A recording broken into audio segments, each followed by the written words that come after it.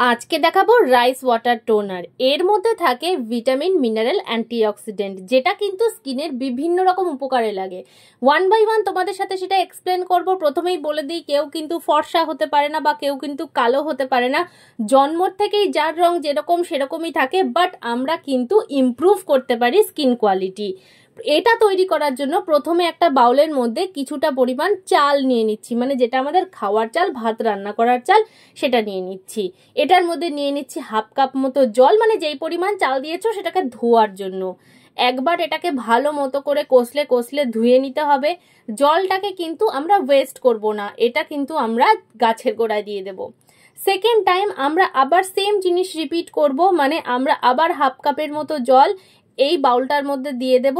আবার চালটাকে পরিষ্কার করে ধুয়ে নেব, মানে সেকেন্ড টাইম ওয়াশ করার পরে কিন্তু ইমপিউরিটিসগুলো উপর থেকে দূর হয়ে যায়, যাতে আমরা পিওর টোনারটা ফেসের ওপর ইউজ করতে পারি। এই জলটাও আমরা রিপিটেডলি দিয়ে দেব গাছের গোড়ায়।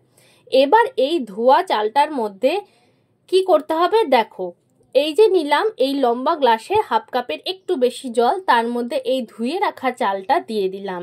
এটাকে ওভারনাইট রেখে দেওয়ার পরে চালের কালারটা একদম সাদা হয়ে যায় আর জলটা ঘোলাটে হয়ে যায়। এই ঘোলাটে জলটাকেই কিন্তু আমরা একটা স্পুন দিয়ে, বা আমি এখানটাতে চপস্টিক ইউজ করেছি, দিয়ে ভালো মতো করে নাড়তে হবে যতক্ষণ না এই জলটার রং আরও কিছুটা সাদা হয়ে যায়। আমাদের আজকের টোনারের মেন ইনগ্রিডিয়েন্টই কিন্তু এই চাল ভেজানো জলটা। এর কত গুণ সেটা তোমাদের আমি ওয়ান বাই ওয়ান এবার এক্সপ্লেন করি।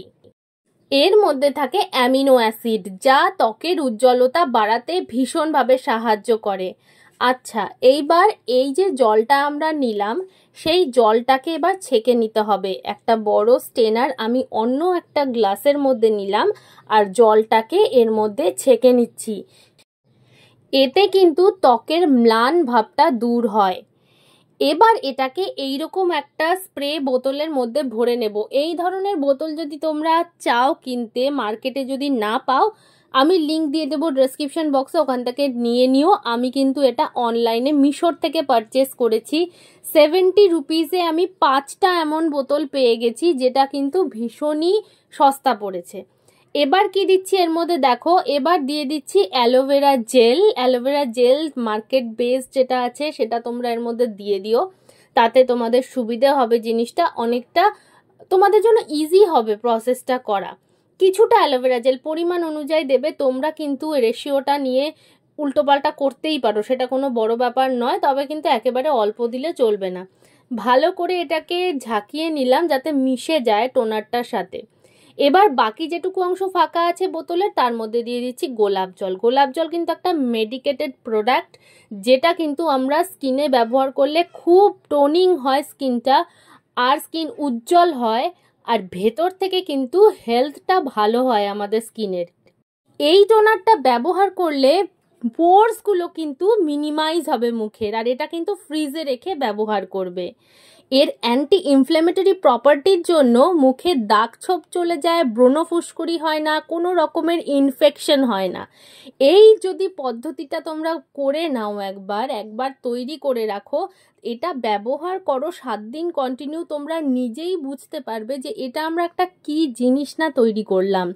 এটা ব্যবহারের পরে এত উজ্জ্বল হবে ত্বকটা, তোমরা কিন্তু নিজেরাই অবাক হয়ে যাবে।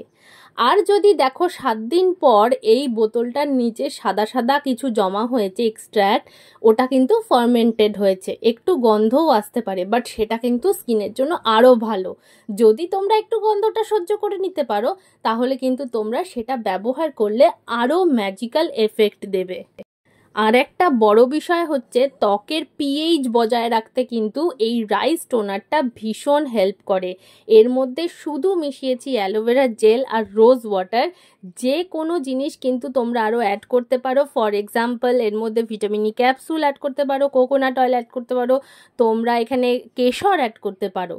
তাহলে কেমন লাগলো জানিও, ব্যবহার করে অবশ্যই আমাকে কমেন্টে বলো।